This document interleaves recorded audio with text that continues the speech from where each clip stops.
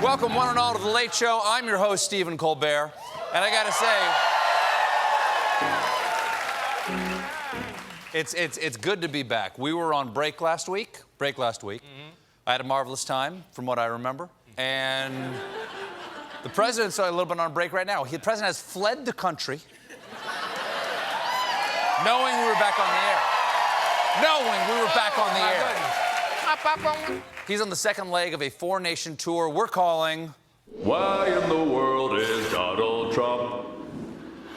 At this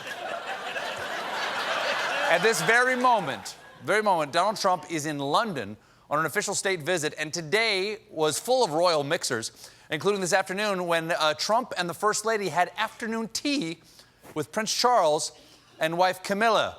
Hey, you're that guy that tagged Princess Di, right? Up top. You know, I don't like to brag about this, but I dated her for a while, okay? It's true, me and Moby both dated her.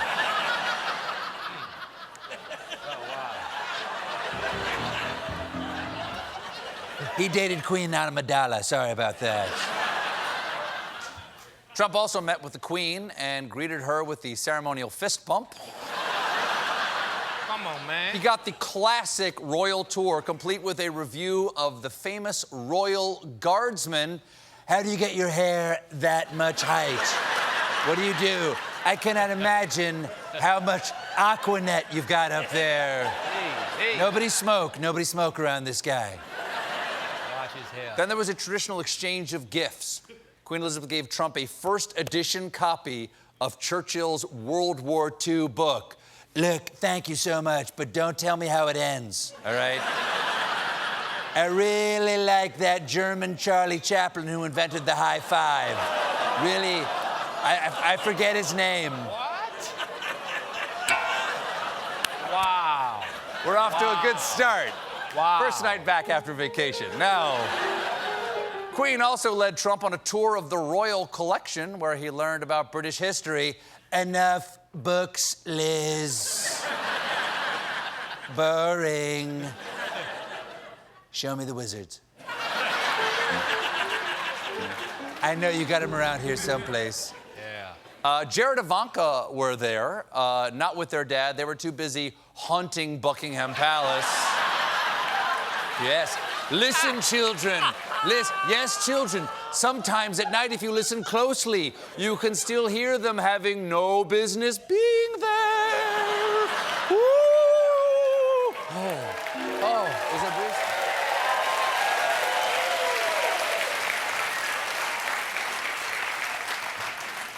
Bruce? But Trump's super fun London field trip isn't over yet. This evening, he and his family attended a formal dinner with the Queen. And I gotta say, this season of The Crown has really jumped the shark. At the banquet, Trump briefly stopped eating to give some remarks. In April 1945, newspapers featured a picture of the Queen Mother visiting the women's branch of the Army, watching a young woman repair a military truck engine. That young mechanic was the future Queen, a great, great woman. Great woman. Not very smart, though. She could have gotten out of the whole World War II thing just by faking a bone spur. Okay, think about it.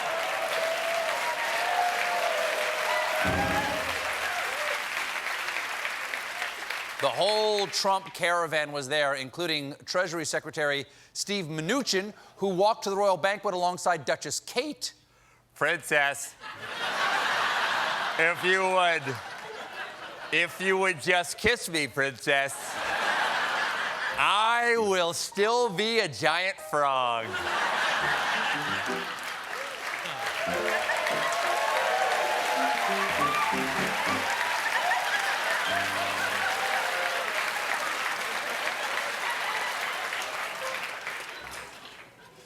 But the Brits denied him one big honor. Unlike his predecessor, Trump won't be staying overnight at Buckingham Palace, and instead will be staying at Winfield House, the home of U.S. Ambassador Woody Johnson. Yes, Woody Johnson. Perhaps the most memorable diplomat name since 1920s ambassador Hughie Member.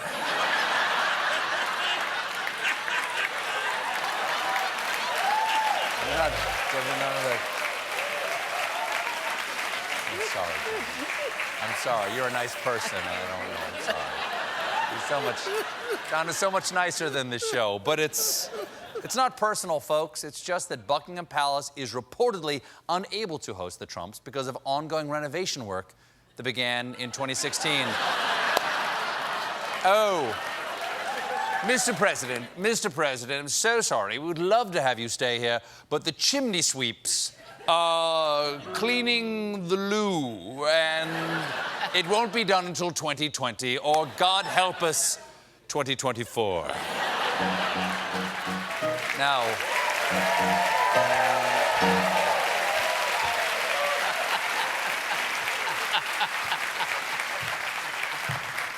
Trump hadn't even gotten to merry old foggy town before the international cat fight began, because in an interview on Saturday with the British tabloid The Sun, Trump was asked about the Duchess of Sussex, Meghan Markle, and he said this.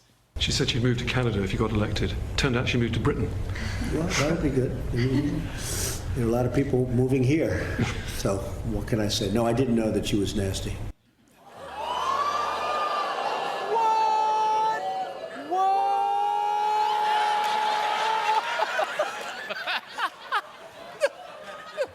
It's not exactly etiquette to call a member of the royal family nasty, especially right before you visit the UK. That's like RSVPing to a wedding. The bride sucks, I'll have the fish.